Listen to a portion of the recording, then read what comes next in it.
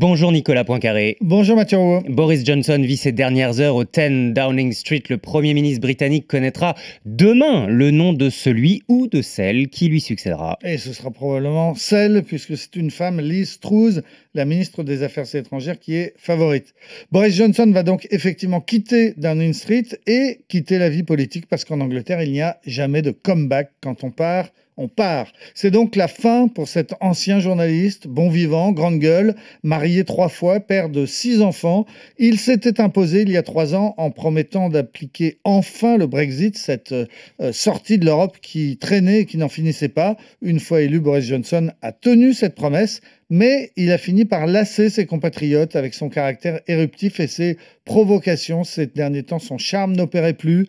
Son personnage de grand dadé, sorti des meilleures écoles et tellement chic qu'il pouvait se permettre d'être très vulgaire, eh bien, ce personnage a fini par énerver. Oui, enfin, il est surtout tombé à cause de 2 gros scandales. Oui, d'abord le Partygate, c'est 18 fêtes organisées pendant le confinement. Ses collaborateurs qui buvaient des coups au bureau quelques minutes seulement après l'annonce de l'interdiction de tout rassemblement.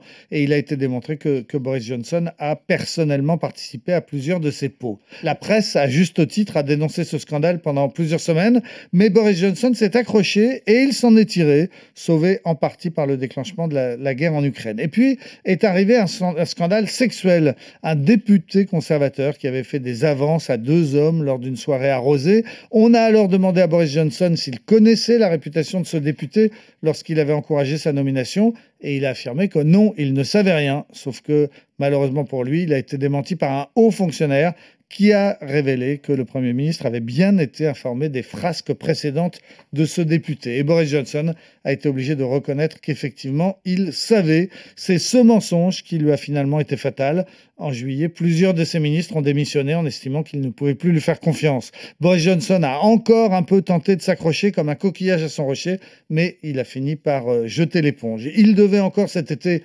assurer les affaires courantes jusqu'à cette semaine, mais ça ne l'a pas empêché de partir 2 fois en vacances cet été, dont un long séjour en Grèce.